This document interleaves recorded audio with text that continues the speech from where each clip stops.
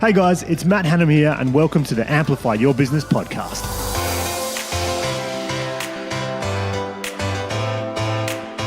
All right, here we are. This is the first podcast, I think, of a podcast which hasn't quite been named, but I think we're calling it Amplify. Well, I think we're calling it Amplify Your Business. So, yeah, we're almost there. But so look, my first guest. This is Matt Hanham here from Team Visible, and look, my first guest on this podcast, which has been sort of rushed into fruition, is Justin Bourn from Blank Canvas. So, welcome, Justin. Thank you. Rushed is an understatement. Getting it done. I don't care about the planning, it just has to happen. That's right. So here we are. And they got the questions 10 minutes ago. Love it. Look, you're lucky you have questions. That's I it. mean, a lot of people's podcasts don't have any questions. That's true. Yeah. Okay. So listen, we've got Justin here from Blank Canvas. Now, let's just start off with so who are you and what do you do, Justin? Who am I? So my name's Justin Bourn. I am founder and director of Blank Canvas, which is a CGI creative company. So we produce architectural renders for property predominantly, around Australia. Right, so let's have that in plain English. Let's have that in plain English for the punters. We make pretty pictures, in other words. So artist impressions is the easiest way to explain it. Yeah. So basically, you create the impressions mainly of buildings which are yet to be built, of what an apartment looks like, the interior, the exterior. You generate them your team generates them with computer and with software effectively. So yeah, you could say that's a more simple way of explaining it. Let's just break it down. I mean, people know what CGI is, people don't, but I think it helps to break it down. One of those hard things to, when you're introduced to people, what do you do? And it's just like, I make pretty pictures. Make pretty pictures? Yeah. It's a little bit more than that. It is a little bit more than that, but it's a little bit hard to explain sometimes, Okay. Yes. All right, well, let's make it a little bit easier then. So what's something about you that your family and friends might know, but someone that's not involved in your business might know a little bit more about? I saw this one before, and something that popped into my head was actually, so recently I got married, which was fun, I guess.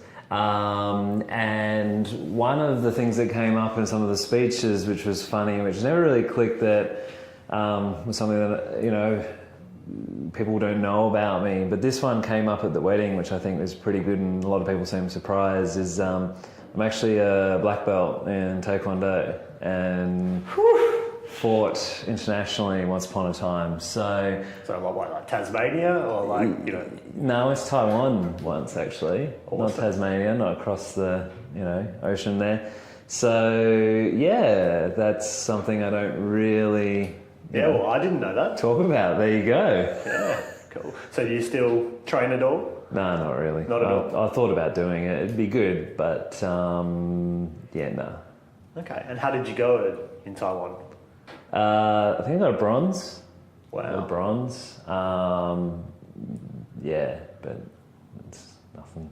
So I would assume there's an awful lot of discipline that you get from martial arts, or my small sort of touch on martial arts has shown me that there's some incredible discipline and stuff there. So what did that do for you? What do you think that helped shape you as a person? Well, look, I was a very shy kid, so I think around the little neighbourhood there was a bunch of kids that were all growing up around the same time, and kind of got into a bit of an altercation with a couple of them, and I think naturally I'm competitive as well, and I didn't really like that. I've realised I'm a control freak in the last year or so, and I think out of being vulnerable and not being able to control that situation, really had to do something about it. And so went and tried out Taekwondo when I was, I think, 10 or 11, and did it for about 5 or 6 years. Was a junior instructor as well, so I was teaching kids 2 days a week after school. I had no way of getting to the dojo or the gym, you could say. I had to ride my bike there every Past all the Tuesday danger. and Thursday, past all the danger. No, the danger was gone by that point. Danger was well gone by that point. And so I think my determination, discipline and things, it was good for me through those years, and helped me, I think, for the more so self-confidence. Was one of the biggest takeaways from doing martial arts. Yeah, right. Yeah. So how did you get into business? I mean, what happened? Like, what did you do before this?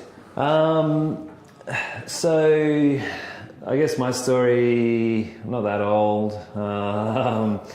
I was, we're here in Perth, WA, and when I was graduating high school, Perth was going through a big mining boom. And so all the talk on the town was mining, and big money can be made in that industry.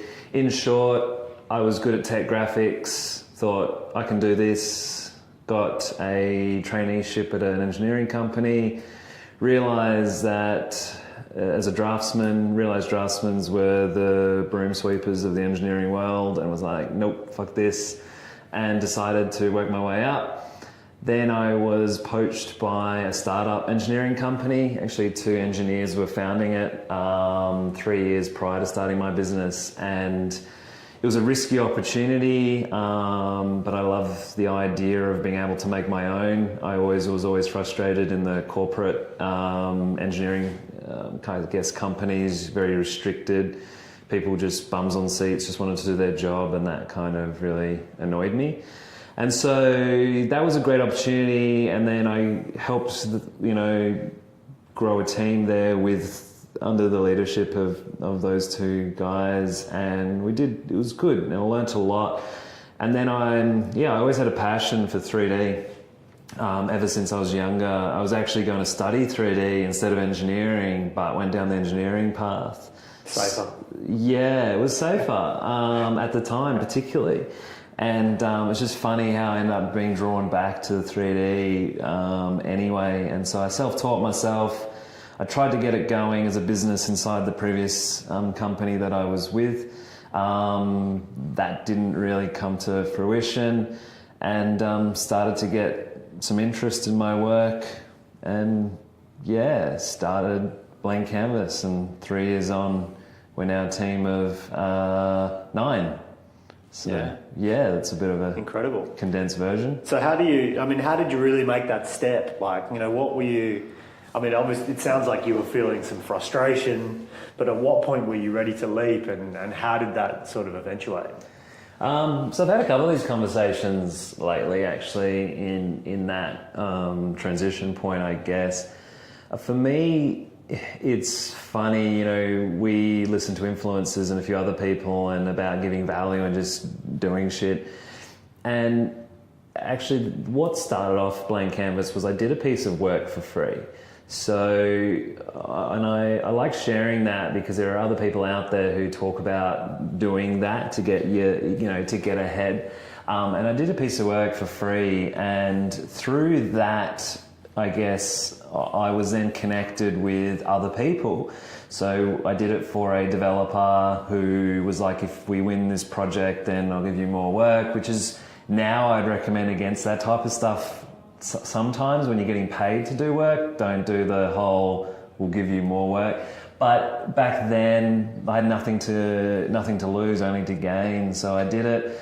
Was introduced to the architects liked what I did, and they got me to quote on other work, and then I started to build a bit of momentum. And so I was working my day job because I still had the responsibilities there, and I didn't want to not hurting that company as well. And so I spent pretty much, when I went home, worked all night in doing this work that I was starting to get. So it was kind of like this point of I had to pick one or the other. So I was kind of in a good position that I could either continue and focus on the engineering, and or I could continue on the 3D.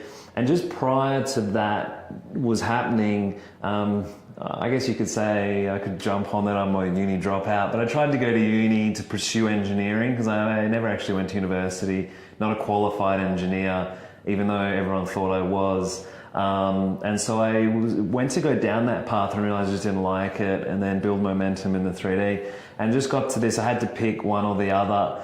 And that decision was extremely tough because it was risky. I didn't have any savings, nothing. But I remember having a conversation with my granddad at the time. So my family's all in business as well. And he just goes to me, he goes, how old are you? And I go, at the time, I was only 24 when I was making this decision. And he goes, how old are you? And I go, 24. And he's like, fuck off. Like, you could fail and you've got all your years to rebuild. Like, what have you got to lose? Like, you've just got nothing to lose. And that really struck, and particularly, they're quite reserved grandparents as well. He recently sold his business, and that was one of those turning points for me when I was just like, it's so true. And then I think this is sometimes that synchronization, I guess, aspect. And that following week, the directors of that company were looking, they weren't doing so good. There was a bit of drop in work, and they were considering making someone redundant. And out of the team, we were quite a young mob, and there was only one team member who had a family. And, I don't tell this story to make myself feel self-righteous, because what followed afterwards was quite the opposite. But they were talking of getting rid of him, and I'd already been going with all this decision, and I was like, you know what, look, rather than getting rid of him, I'm going to go off and do this thing. And, that kind of pushed that decision as well. Like, it's not right for me if I'm having this decision, and that's pretty much it. And then I just went guns blazing, and had to make it work. Awesome. So, like, one of my questions was going to be sort of what help did you receive? And it sounds like you had a really great conversation with a grandparent, because I think a lot of people do struggle sometimes with the generation or a couple of generations before them, in that they can have a very, not negative, but maybe a very conservative mindset at times, and they do struggle to sort of manage and deal with their family. So I guess it sounds like you had this experience where you had a relatively conservative grandparent, but he was still telling you to get on with it and go and do it. You're so young. So that's pretty amazing. But what other help did you receive? Like, it sounds like you sort of really created a pretty amazing situation, and you gave some value first. But what help did you get when you got started? So help. Look, when I look back, I think it's just, I was extremely lucky to have a mentor in 3D. Yeah. So in the skill, the craft that I was trying to perfect and trying to sell, I was lucky enough to find a mentor who, it was a digital one. They were based out of Indonesia. And they really, I bugged this guy like crazy for nearly good 12 months to 2 years straight on improving my craft. And I think that was one of the keys of being of really helping me have the confidence to go out in business. But in saying that as well, in terms of, if I look back, I wouldn't say help per se, but I'd say experience. Experience helped me as well. If I was just to go from learning my craft and go into the business world, I think I would have failed. But because I had the exposure working in that company, of which was considered a startup at the time, because that company was only 3 or 4 when I joined and swelled to 12 or 13. Yeah. And I was there in that transition and in that period. And so I think I learned a lot from that in understanding how to deal with people and contracts and invoicing and scope changes and things like that, of that nature, were paramount to when starting the business, particularly in a creative space. And so in terms of direct help, I had a mentor in my creative field, which was at the time didn't probably value as much. And then I think just the experience that I had prior to that in the field that I was heading. And look, it's cliche, but yeah, I did have my friends and family. So my now wife, who's my fiance, was going to support me no matter what, even if we messed up. I was lucky she was in a well-paying job, so if I didn't have any income, so I guess there were safety nets in some aspects, but they weren't that solid. So I guess you could consider them as that's the help that I had, always very supportive family as well. Sounds like a solid base, but at the same time, I think it's pretty, it's the old cliche thing, but it can be a very lonely road. And even though you've got that great support around you, I'm sure, and I think we've probably had this conversation in the past where the experience of the people around you is great, but you're still sort of doing it out there on your own, and there's so much of it is then on your shoulders. Even I think sometimes more so because all these people are supporting you, and they have this expectation then that you're going to succeed because they believe in you. But then that's a new element to add to your, to put on your shoulder and sort of push forward. Yeah. So I think touching on the loneliness, you have that support of family, you could say, but in some respects, my parents both run a business. Like I said, my granddad ran a business. They understand a little bit, but it's still different, I think. And when you're running a completely different business, there is a sense that loneliness and when you first start out. And now I'm grateful that I have a really good network, and I've surrounded myself with people who are, in a similar space. But only 12 months, not even. And when I first started out, I definitely didn't have that. And it was just sheer persistence and determination of I've got to make this work, that kind of you have to break through. Don't get me wrong, there were shit days as well. And working out of home for the first few months was hard, and you would procrastinate, still do, and all these other things. But, when you've got to get money through the door, you just kind of got to go and do it. I'm glad you brought up money, because that was my next question. Because, you've got a team of 9 now. So, can you happy to sort of share what type of revenue you're looking at or what your targets are for the year? Yeah, sure. So this year we'd be targeting 1.5 mil revenue. When my first project was on the value of 10 grand 3 years ago.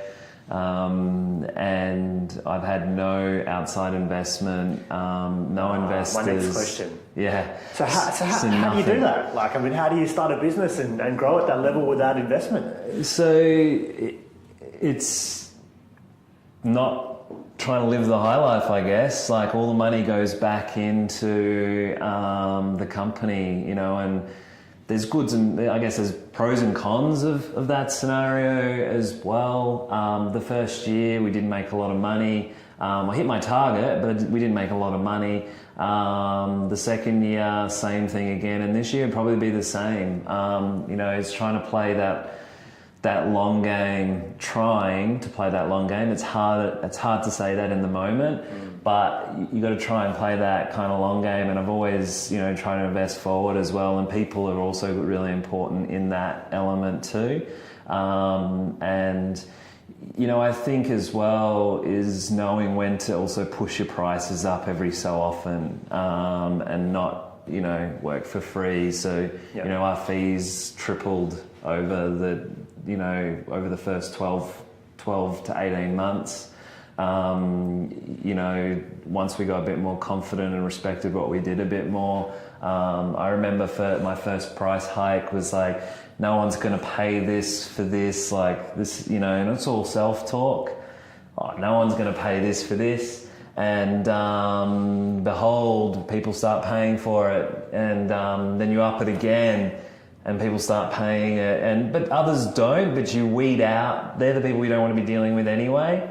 So, to answer your question, I think it's just a matter of continually refining and perfecting your craft, looking at charging what is probably what it should be charged at, and even what the market is charging as well. And then just taking that money and putting it back into the business if you're fully, self-funded. So I think from what you're saying is, because I see this quite heavily in the startup community, and that people come up with a bit of an idea, they do a little bit of work, and they're like, I need capital. And I've been involved in a lot of that. And for most people or most businesses, they don't need capital. It's not actually the next step. So I basically think I'm right in saying that you just deployed a lot of patience and effectively just use the working capital gradually building up and leaving and reinvesting the profits you're making in the business to allow yourself to still retain 100% control and ownership without having to sort of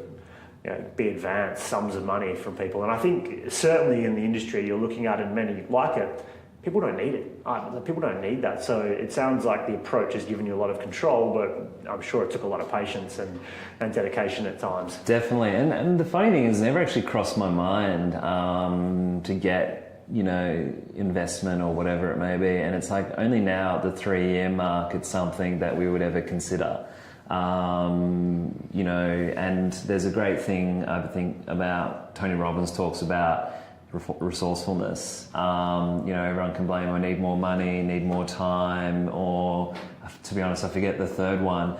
But, in the moment, you end up finding a way to kind of making it happen. And if you need more projects, you go out and you make calls and you email people, or, you need more help to get the work done, or you find people to, get it done. And sometimes you have to sacrifice some margin there or something, but it's playing it, patience for that longer game. And you will find a way to make it work. I think if you believe in what you're doing. Awesome. So listen, I've got like hundreds of questions that I want to ask you and talk about. But we'll have to have episode 2. I think we might have to have an episode 2, which might have to be a lot longer, because I'm being told, hey, you're already reaching these time markers. But I guess one thing I wanted to get into you, because you're in the CGI space, which is very interesting to me. We both have similar, we've had chats about where we think media is going, etc. And one thing I really wanted to touch on was VR and get your thoughts, being sort of not attached to it, but sort of in an industry, in a space very close to it. And where do you think things are going with VR, and what does that look like for your business, and how does that impact all of us going forward? Yeah, so I've had a few of these conversations. I have my opinions on VR, and everyone will. The short, it's coming. It's definitely coming, and it will be here. Lately, only the last couple of months, we're getting more and more interest in it. We do actually produce VR, virtual reality, for walking through like apartments and buildings and stuff like that. And we've been doing kind of a stepping stone of 360 panoramas. They're not really classed as VR. For most people they are, but they're just static images, 360 images you can put a headset on. In my space, my opinion of it is varying, because it's just being mindful of the gimmick. Like, some people jump on the hype of the gimmick and it doesn't necessarily have a practical application yet, particularly in an apartment space where we operate in property. Sometimes it's not ideal to show off, the shoe boxes that do get offered to the market. Unfortunately, there are shoe boxes out there. And so just to clarify, a shoebox, for someone that doesn't know what's going on here, is basically like a 1-bedroom apartment that someone's building in a sort of a cheap product building, which is not a particularly amazing looking apartment with amazing city views. It's something that doesn't look great when you take a 1-bedroom, 1-bathroom apartment or studio, pretty stock standard. They have to exist, but they're nothing flash. Right. Yes, one of them, shoebox. And so, you don't want to highlight that. So there are advantages and disadvantages. Not only that, VR is still a single user experience. Right. So you put a headset on in a room and no one else can really see what's going on. You can see it on a screen, but it's still not. So it's almost a tad antisocial. But on that, to jump in, I'm sure you've got more to say. I mean, I forget the product. I think it might be called Next VR. And I think they have an exclusive deal with the NBA at this point, and you can effectively buy a seat, or like a courtside seat in a stadium. And technically, you could virtually sit with, say, 3 mates and all consume the same game over time. So I agree with your point that a lot of it is very much single user, but I also see a lot of opportunities for it to be multi. I guess it just needs to be built. Just needs to be built. And I guess I'm talking from our space, which is the property space, like VR, which is why it's definitely going to be here in the, I guess, other areas of sports, even travel. They're talking about it in travel. But, you will be able to experience. To be honest, I don't see why in the next 5 to 10 years, like they'll have a drone hovering around the NBA game, and you'll put a headset on and you'll experience, like, all the players will have a 360 camera attached to their head, and it's so small it doesn't interrupt the game, and you get to experience, like, the game as LeBron, and you'll pay like 5 to 10 grand to put a headset on as if you're LeBron playing the game. And that'll be here. The tech technically already exists, to be honest. Yeah. It's just making it happen. And so, like, in that space, I agree, like, there'll be social, Facebook obviously investing a lot in it. But in our space, it's still very anti-social. It's hard to experience, and a lot of our competitors, I think, forget sometimes the practicality of it. So, you have to bring it back to, well, as a service company, how can this actually yield the results of what our clients require? Yeah. As opposed to, this is just cool, it costs a lot of money, you need to have it because everyone else is having it, is not really how we like to go about it. So we're still testing, investigating, but we're getting a lot more interest in VR. And like, as I said, it's going to be here either way. We're just not going like it's the be all and end all. It's just another piece of content or another media form to what we already have. Yeah, okay. So, yeah, it's pretty exciting. I mean, I know that you'd certainly have a niche, and you've stuck to a niche, and VR does touch that, but it does, I guess, expand a lot further. And I think it sounds like that's your big opportunity / challenge at the same time, is to try and work out how to make that experience really pop, and certainly in your niche. So, but it's really cool, and I like to hear your thoughts about it, because you're obviously in there every day, creating this type of digital media. It does offer a really great experience. I think as the tech gets up there, and it's still in its infancy, really. It's cool, but it's still got a lot of potential to go even further. Yeah. Do you think that's a big challenge? I mean, has that been one of your biggest challenges, the technology in the business? Or would you say one of your biggest challenges has been sort of something away from innovation in tech? No, to be honest, innovation is not really a challenge of ours. If anything, the biggest obstacle and challenge in our business as a full creative is talent. Is finding the people who are great at what they do. Yeah. Even though we're so global these days, it's still, particularly in Perth, in our little sleepy town, it's extremely difficult to find the people that we need. There are hundreds out there, but it's finding, like, talent is our number one challenge. And I would say innovation is just behind that. We don't see that as a massive challenge, maybe a small one. The only difference in innovation would be differentiating us from our competitors, and how we utilize the software and tech that's available, because we don't develop it. It's already out there. It's how we use it and apply it, practicality, to the market is actually the differentiating, is our challenge moving forward. Yeah. Because kind of like, we used to akin a lot of what we do to web design. If anyone's familiar with web design and that process, our work is very similar. And that, with Squarespace and a few other things, and like in the web design space, that'll happen to our industry as well. AI, outsourcing, all these other things will come. They are our challenges, I guess, moving forward in in what we do as a business.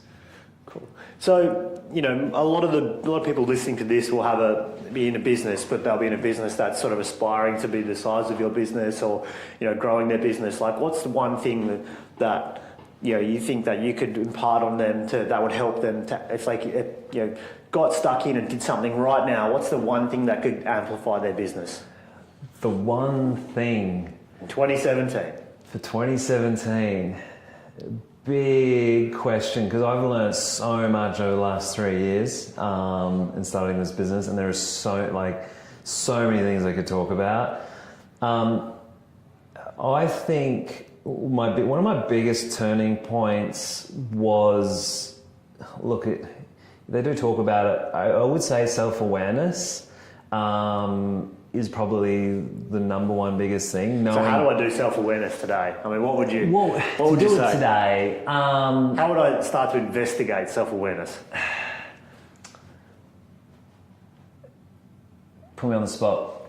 Look, actually, I had to catch up with one of my staff members, and I think one of the biggest things that anyone could do, if you're starting a business, you're just starting out, or you're doing anything, or self-awareness, or whatever it is, find someone who's been there, done that, and find them at all costs and bug them or try to work for them as well. If you've got an idea, go work for the people that or work for a company in that space. That would actually be my number one thing. Finding a mentor or someone who is good or better at what they do than you, and just hang around them. And if you can't find them, then go to your fucking YouTube, go to podcasts, go to everything, because there's a lot of information out there, and absorb and just take in. That would be my number one thing. Awesome. That would be it. Great advice. I love it. Now, I think we've talked before, but we both have examples of that where we've gone and just given ourselves, handed over some labour for free or whatever we've needed to do to go and find a way to add some value to someone who could potentially mentor you, because you can't just go, hey mate, do you want to just mentor me, please? You touched on a good point there. You have to add value somewhere to that relationship of, whatever it may be. And like I said, if you can't find that someone, then, what you trade off is time. Yeah. And your attention to other forms. Yeah. But if you do happen to find or of people, then you have to offer some sort of value to make it worthwhile. Awesome. For the other person. Well, look, I've got honestly 20 more questions that I want to ask you. So we're absolutely, definitely, I'm going to lock you in. We're doing this again. Yeah. But for now, we're gonna wrap this up. So look, if people want to know more about you, where can they find you? What profiles are you on? What's Blank Canvas on about? Where do I find out more? So we're pretty big on Instagram, so you have to follow Blank Canvas on Instagram at Blank Canvas Visuals. Also our website is blankcanvas.studio. Myself, you can follow me on my Instagram at JTBZO. JTBZO. Yep. And that's probably the best locations at the moment, and I think we have Facebook for Instagram as well. So awesome. Yeah. Well, thanks very much for being an early guest in this brand new podcast that we've launched, Amplify Your Business. So thanks for having me. I know for the first one this will be interesting. Oh, it's been brilliant. You've been a good guest, smooth talker, smooth operator. So, look, thank you very much for joining us, and it's been a blast. But we'll definitely come back. I've got a lot to talk about, a lot to ask you, and so that'll be it. But thanks very much. Thanks, Ben. And see you next time. Will do. Hey guys, it's Matt here, and thanks so much for listening to the Amplify Your Business podcast. It means the world to me that you've listened all the way through, and I'd love it if you could share it with your friends, if you want to.